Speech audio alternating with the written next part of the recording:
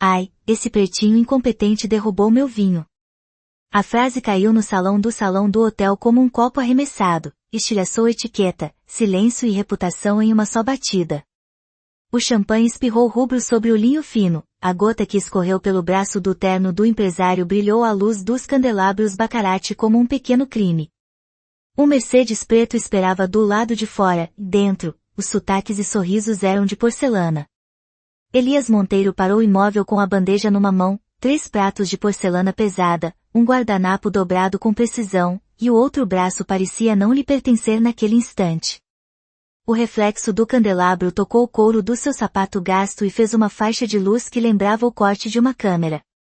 Por trás do uniforme impecável do Hotel 5 Estrelas, suas costas guardavam noites de estudo, leituras de teoria política e contas pagas com suor. Ali fora contratado para servir, não para ser visto. O homem que gritou batia o relógio Hublot no pulso como quem brandia um cetro. Ao lado, uma mesa de executivos brindava com taças de Dom Pérignon, alguém sorriu com maldade, outro limpou a gravata como se nada tivesse acontecido. Cristina, a gerente do evento, vestia um tailleur perfeito e uma expressão de urgência calculada. Ela aproximou-se com a graça de quem administra crises, mas com olhos que avaliavam Elias como problema a ser resolvido. Peço desculpas, senhor. Vamos recolher imediatamente. A voz de Cristina era o protocolo decorado, o pedido de desculpas era para a mesa, não para Elias. Um camarim inteiro de olhares recaiu sobre ele. Risadinhas abafadas saíam entre os convidados e um influenciador da cidade ergueu o celular discreto para filmar, porque humilhação bem captada vira viral, e viral vira conteúdo. No alto, as luminárias de cristal refletiam tudo, menos a dignidade do rapaz. Beatriz Faria, responsável pela assessoria do evento, viu a cena de longe. Ela estava de pé junto ao balcão de recepção, pulseira Cartier brilhando, tomando um gole de porto. No rosto dela, perfeita maquiagem Chanel e mãos com unhas feitas, passou algo que não era pena, um raro movimento de atenção. Não ousou interferir. Interferir naquele mundo custa contratos, assistir custa consciência. Ela notou mentalmente o rosto de Elias, não por compaixão, mas por curiosidade profissional. Elias sentiu o calor do vermelho do vinho escorrer por entre os dedos. Ouviu o murmúrio de coisa estranha e não combina como pregos sendo cravados nas tábuas do corpo. Ele agiu com a prática de anos, recolheu o guardanapo, limpou com precisão cirúrgica as lascas de cristais, recolocou tudo com a tranquilidade de quem sabe o gesto. Não chorou, não reclamou. Em seu lugar havia um alto domínio que aprendeu nos bancos da faculdade onde estudará e teve de abandonar quando a família entrou em crise, e onde as noites agora se pagavam servindo jantares alheios. A cozinha, atrás de uma cortina discreta, era um mundo de aço inox, fogões que respiram calor, e panelas que cantam. O chefe, do outro lado, ouviu o ruído e ergueu a cabeça. Olhos rápidos vasculharam o salão, e alguns membros da equipe técnica engoliram seco. Eles sabiam que, naquela hora, qualquer gesto equivocado poderia ser amaldiçoado pelos clientes. Cristina fez um gesto com a mão, siga o protocolo, e Elias obedeceu. Foi empurrado ao corredor lateral, onde o carpete abafava passos e o silêncio era diferente. Ali, as palavras que caíam eram mais afiadas porque não ecoavam além das portas. No corredor, ele apoiou a bandeja sobre uma mesa de apoio e respirou fundo. O odor que subia era de limpeza profissional misturada a perfume caro, notas de sândalo e algo que tentava disfarçar a sujeira do mundo. Alguns colaboradores trocaram olhares, culpados por nada terem feito. Outros desviaram como se olhar significasse implicância. Um funcionário mais velho, com os olhos cerrados por tempo demais, depositou num canto uma pequena fotografia, a avó de Elias. Sorrindo com um prato feito à mão. Elias tocou a borda do retrato e guardou-o no bolso. Era uma lembrança que o mantinha ancorado, onde havia comida, havia memória, onde havia memória, havia dignidade. Lá fora, na varanda que dava para o Tejo, o vento trazia cheiro de sal e longevidade. Lá dentro, a cidade inteira parecia determinada a reafirmar hierarquias com talheres. Elias reapareceu diante das mesas como se atravessasse uma cortina de água. Não falou. Serviu sem pressa, com mãos precisas, colocando cada prato como se fosse entregar parte de si. O homem do hublot, recuperando o tom de ofensa, lançou outra fala, mais baixa, mais venenosa: gente como você deveria aprender a ficar na cozinha e não atrapalhar o palco das elites. A frase foi a pá de terra. Elias sentiu-a cair, densa e quente. Mas naquela hora algo diferente aconteceu. Um pequeno ruído, quase imperceptível, saiu da plateia. Alguém quebrou o protocolo. Beatriz, que até então observava calmamente, franziu o senho. Um sopro de dúvida, e não de coragem, passou por seus traços. Por que a integridade de um serviço valia tão pouco? Antoine, um chefe convidado francês, cujo passado se confundia entre fogões estrelados, olhou de longe. Seus olhos pequenos piscavam com uma memória antiga. Conhecia aquela expressão no rosto de Elias, a concentração de quem já vira mesa vir raso e honra virar item de decoração. Antoine lembrava-se vagamente de um episódio anterior, de uma mão estendida em meio ao fogo, algo que ainda pesava em sua garganta. Por ora, permaneceu na sombra, como um juiz que espera a hora de falar. A festa seguiu, os copos tilintavam, os empregados dançavam a rotina. Mas no peito de Elias nasceu uma resistência quieta. Não era raiva histérica, era a consciência de que a humilhação era um sintoma de algo estrutural. Ele sabia que, apesar do brilho do hotel e do barulho do mundo, existiam decisões que mudavam trajetórias, uma palavra dita em tom alto, um rótulo colado no peito, uma câmera apontada para o ângulo errado. Quando a noite avançou, e a cidade lá fora continuou com seu trânsito, Elias recolheu os pratos finais, guardou a pequena foto da avó junto ao avental, olhou uma última vez para a mesa onde o homem de hublot fumegava orgulho, e saiu para o corredor. No espelho de serviço, passou a mão pelo rosto e viu, por um breve segundo, um reflexo que não era apenas de quem servia. Era de quem sabia esperar pela hora de ser ouvido. E naquela espera, uma coisa era clara: nem todas as mesas são invisíveis para quem olha de perto. Algumas mesas, mesmo não vistas pelos ricos, guardam murmúrios que, cedo ou tarde, viram justiça. Depois do serviço, quando as luzes do salão já haviam sido abaixadas para a limpeza e o som dos talheres recolhidos em silêncio, o hotel retomou outro ritmo, o dos que não foram convidados para a selfie final, mas que permaneciam onde o poder circulava. Corredores de carpete, portas de mogno, quadros antigos com molduras douradas, tudo parecia conspirar em favor de vozes que não queriam ser ouvidas. Elias empurrava um carrinho de louça, a função básica que lhe garantia as gorjetas. O tanque de prata e vidro refletia lâmpadas tênues, e os passos dele faziam um compasso tímido entre as paredes. Ele passava por detrás da ala VIP quando ouviu algo que não deveria ouvir, duas vozes baixas atrás da porta envidraçada da sala privada.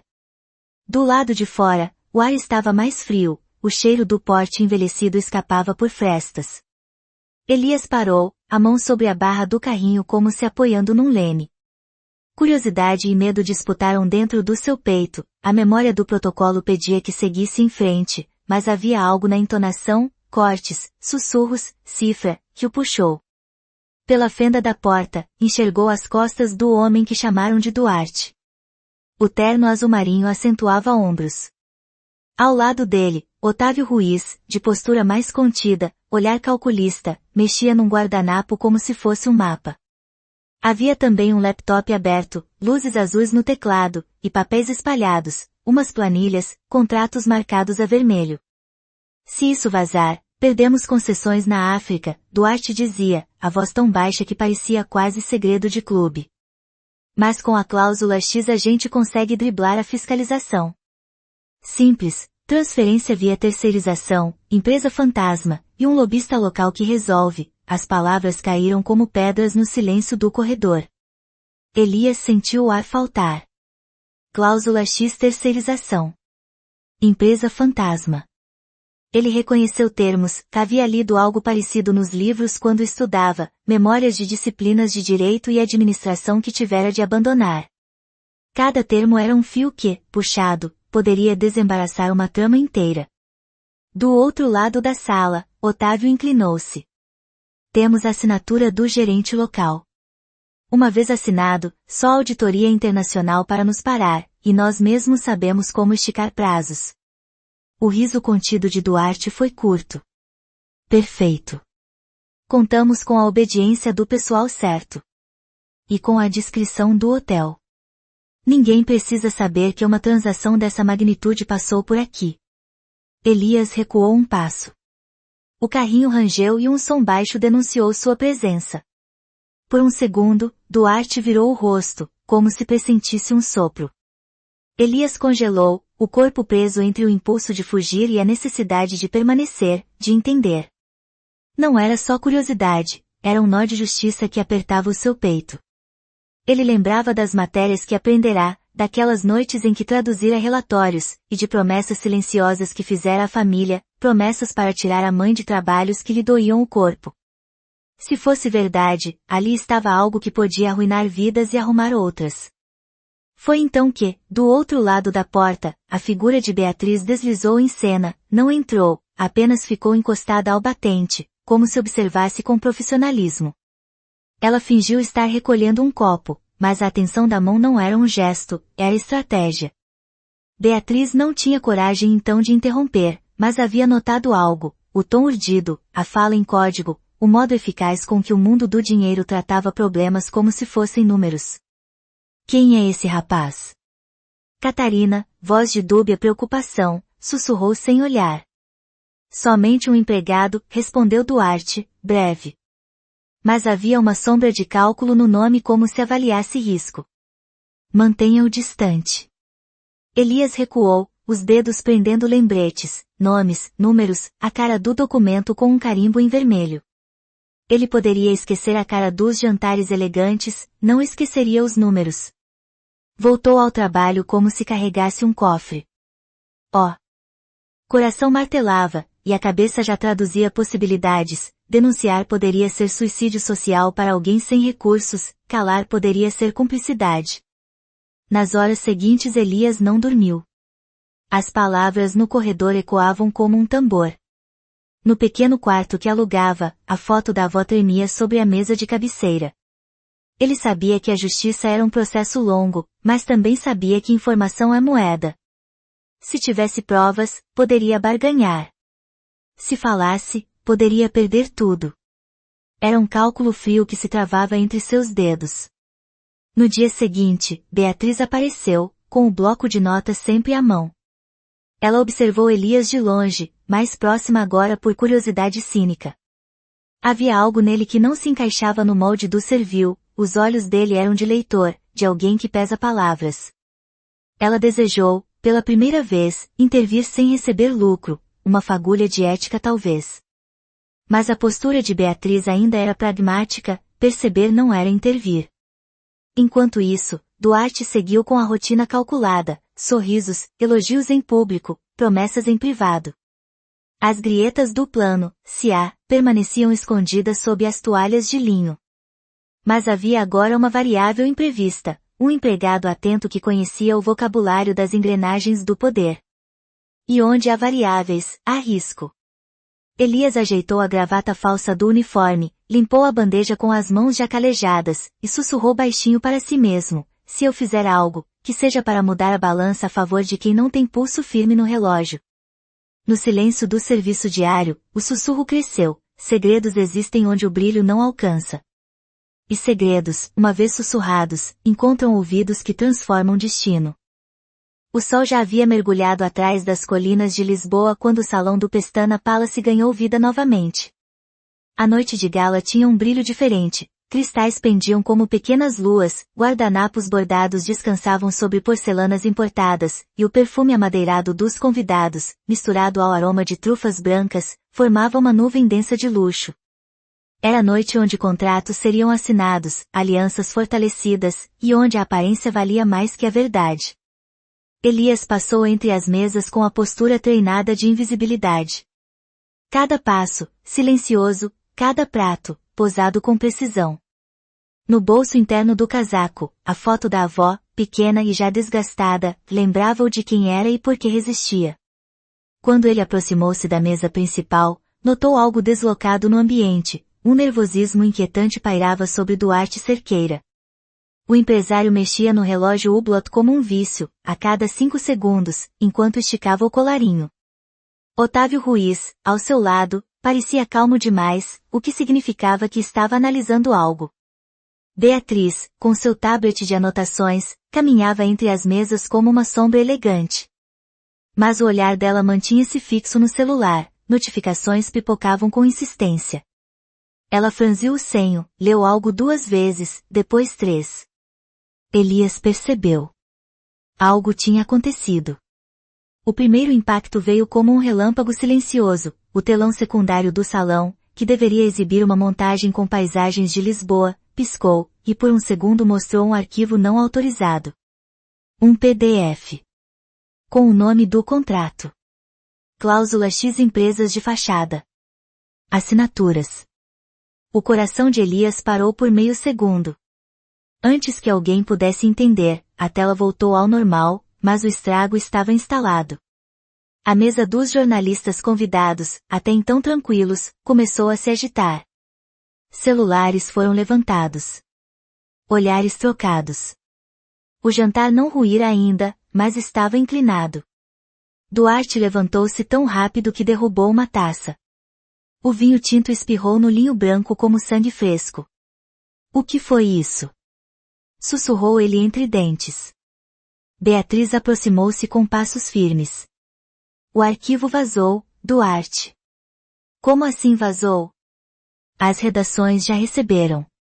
Já estão tweetando. O rosto dele empalideceu. Otávio, por outro lado, apenas ajeitou os óculos. Elias. Duarte gritou, como se chamasse um cão.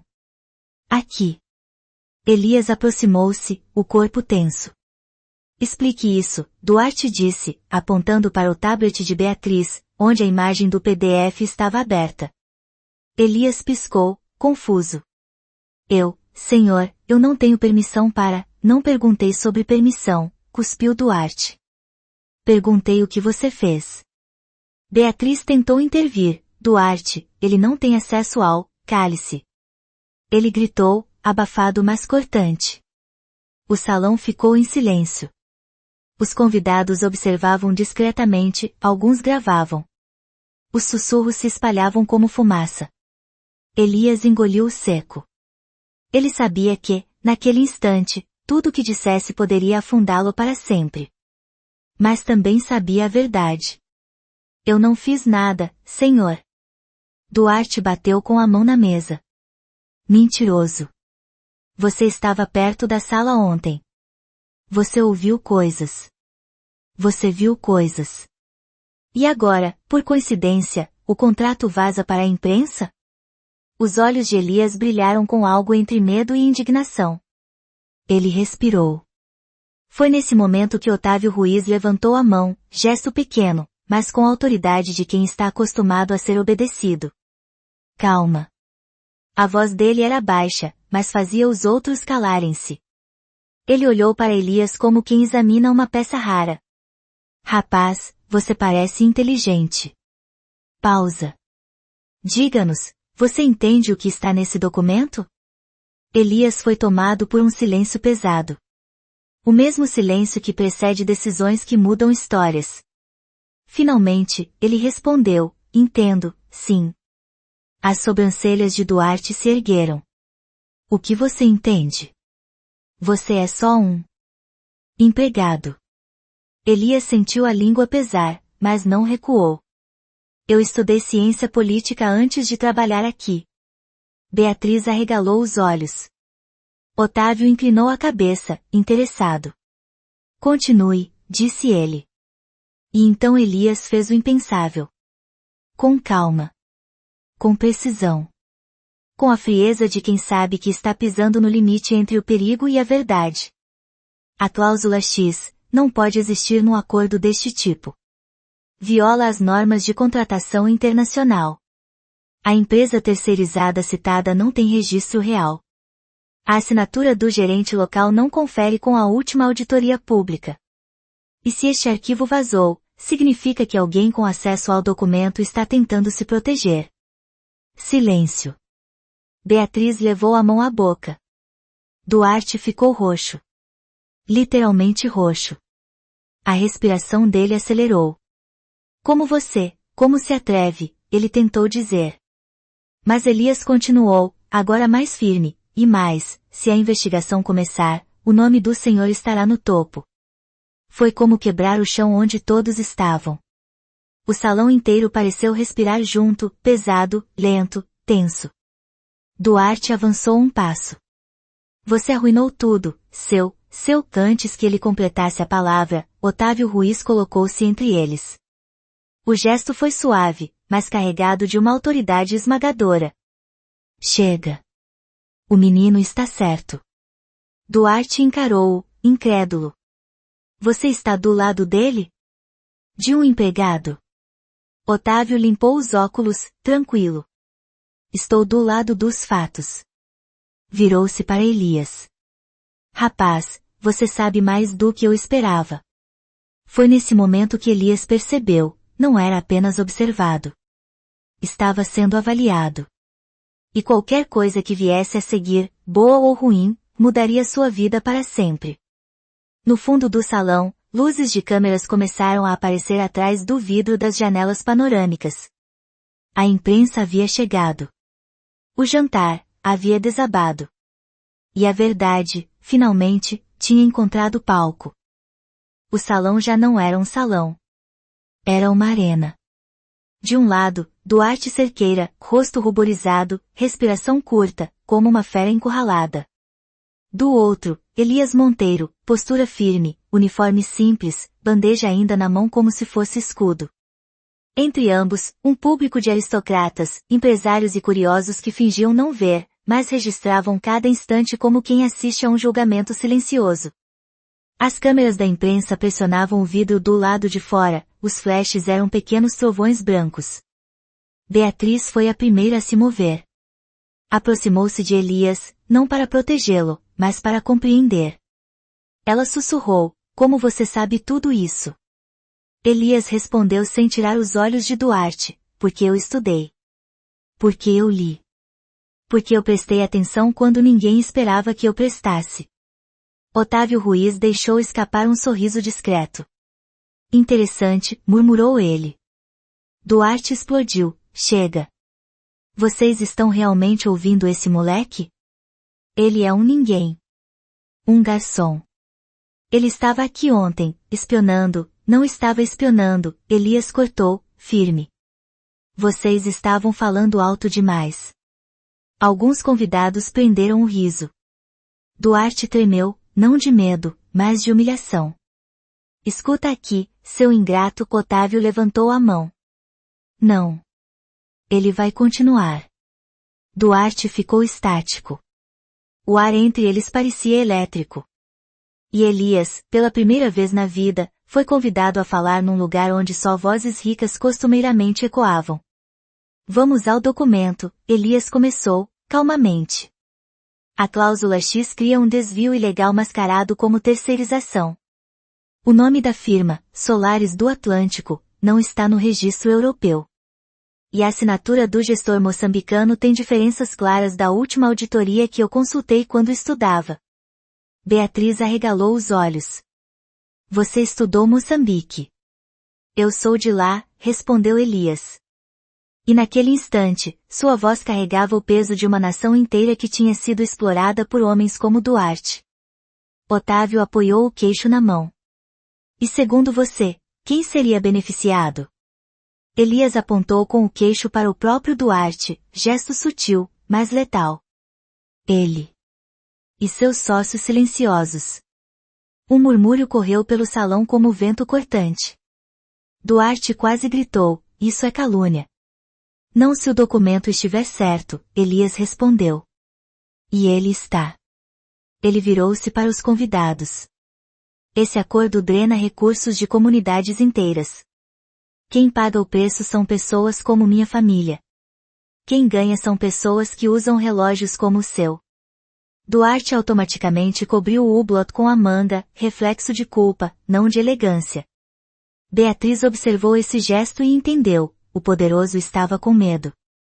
E o garçom, não. Então veio o golpe final. Elias disse, se a imprensa já tem o arquivo, o Ministério Público terá em minutos. Os olhos de Duarte se arregalaram. O chão pareceu fugir sob seus pés. Você acha que pode arruinar minha vida com meia dúzia de palavras?